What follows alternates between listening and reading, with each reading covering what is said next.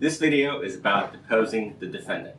Before you sit down and depose the defendant, make sure you have all of the background information you can of the defendant. Procure all of their social media posts and information, whether it's through Facebook, LinkedIn, Twitter, or Instagram. Pull up all their prior litigation. See what lawsuits they've been involved in, and see if they've ever given a statement or a deposition, and procure those. And in order to procure prior depositions, you may be able to do that through prior counsel, or you may have to purchase it through the court reporter who took the deposition. Go to their websites and see if they are mentioned or discussing the websites. If there's a corporation from whom you're deposing this individual, find everything that you can about the company.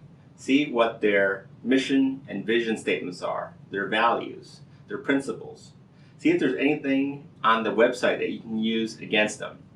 Some statement or admission, some policy or procedure where they did not comply with in this case, and you use it to contrast their behavior in this case to the behavior they put out to the rest of the community and to the public. And once you have all the information you can, and you have all the relevant documents, including all relevant third-party documents, whether it is through providers or through companies or through private or public agencies, maybe it's OSHA, maybe it's something else, call all that together and create a chronology of all those relevant documents. So that'll be very helpful when you sit down and prepare your outline. And then finally, see if there's any relevant guidelines or standards that are relevant to your case that talk about or discuss the relevant standard of care. Guidelines that the defendant should have been abiding by and may or may not have.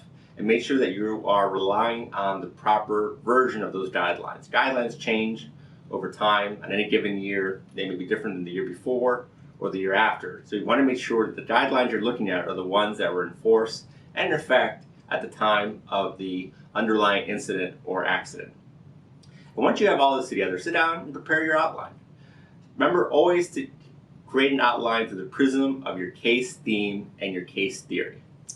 And then sit down and write all the topics and subtopics you want to address. Think about the admissions you want to secure from this witness. Think about the documents you want to show him or her. Think about the guidelines we mentioned that might be appeared on the website, or the guidelines or protocols that you found online that are applicable to the standard of care. And organize them and make sure you have sufficient copies to provide everybody at the deposition. And then think through the liability and damages issues. Think about all the topics and subtopics you want to cover in liability and in damages, and cover those as well. Again, an outline is just that. It is not a question by question deposition that you're going to provide. That can be a 100-page outline, which isn't going to be particularly effective or useful.